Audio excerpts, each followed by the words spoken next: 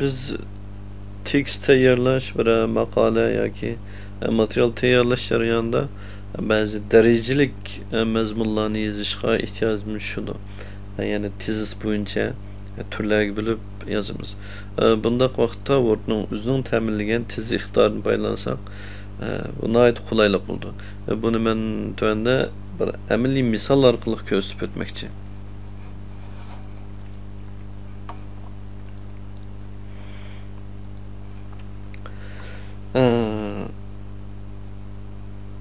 Bu yerda men ko'rsatmoqchi bo'lgan misol, ben odatda maqola yozgan vaqtimda yoki bir material tayyorlagan vaqtimda bu materialninki umumiy qurilmasini kallamda bir belgilab olaman. Yani qaysi turlar bo'yicha yozaman deganga o'xshash. Bu aniq oydin bo'lib bo'lgandan keyin ondan yozishni boshlayman. Masalan, men mushuk haqida bir maqola yozmoqchi deb qaraylik. Mushuk.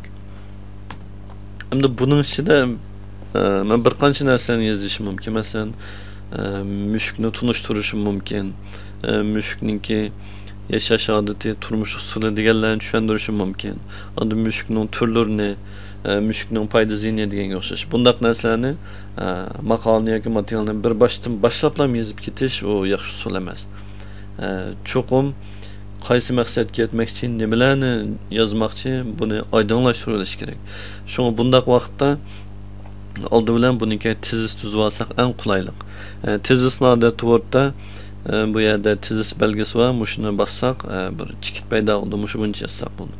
Agar son bilan yozilganlar bo'lsa, birinchi, ikkinchi deganga o'xshash. Masalan, shirkatning tuzumi 10 moddalar.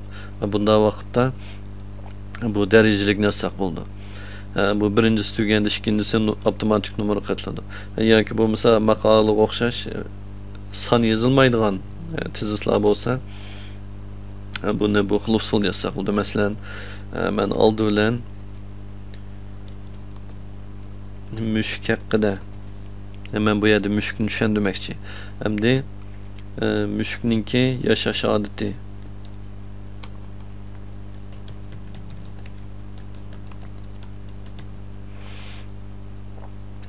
mushukning turlari,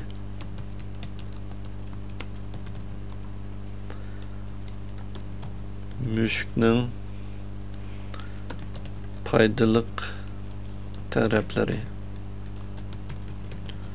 mushukning ziyni, xulasa deganga o'xshash. Demak, men bir maqolninki umumiy qurilmasini bitirib oldim. Men shu qurilmaga asosan maqolani yozsam bo'ldi. Shundaq vaqtda tezisni tuzib oldik. Endi bu yerga buningki tafsiliy mazmunlarini ostiga yozsak bo'ldi. Masalan, yana bir tur qatamsa deydi, men qatmayman. Yana bir enter bossam, bu yerdagi tezis yo'q bo'ldi. Ostiga yozaman. Masalan, mushuk deganimiz mushuk oilasidagi jug'i kichik, 4 putli, quyruq uzun bir xil hayvon, kechasi harakat qilib kunduz uxlaydi deganga o'xshash tushuntirishlarni yozishim mumkin. Shundaq yozib her bir turning ostiga munosabatli mazmunlarni yazsam, mening maqolam avtomatik holda tamomlandi. Hamda bu tezis yozgan vaqtda yana ba'zi tarmoq tezislarni yozishimiz mumkin. Shu asos tizimlikning ichiga tava. Bundaq vaqtda yani tarmoq tizimliklarni buningga qo'shib yozavergil bo'ldi. Masalan, mushukning turlari deganga interni bastım, yana bir quruq qatamsizda qatman, lekin bu mushukning turlarining ichidagi tarmoq tezis. Bunda vaqtda men knopka taqsidan tab knopkasini bassam, bu tarmoq tizimlik bo'ldi. Yoki bo'lmasa bu yerda tabga o'xshash yurishtiradigan belgi bor. Solga bir daraja yurishtirsam, yana shundaq tarmoq tizimlik oldu. Eğer ben bunu çoğun tizimlikka kelmoqchi olsam, o'ngga yo'nalgan buni bassam, çoğun tizimlik oldu. Tarmoq tizimlik qildim.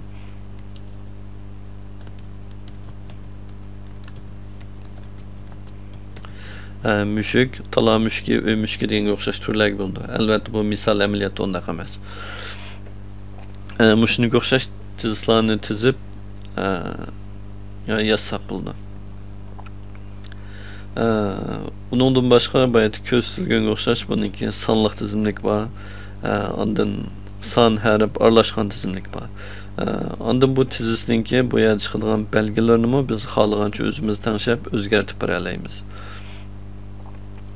Masalan bu yerni bosgandan keyin hozir bu yumaloq chikit holatda. Men buni to'rt burchak chikitga o'zgartira olaman yoki bu xil belgiga yoki bu belgilarga o'xshash. Bunun qaysini tanlab bersam bo'laveradi. Tarmoq tizimliklarni o'xshash o'zgartira olaman. Masalan buni to'rt burchakka o'zgartib qo'ydim. Yani bu tizisning qo'llanilishi.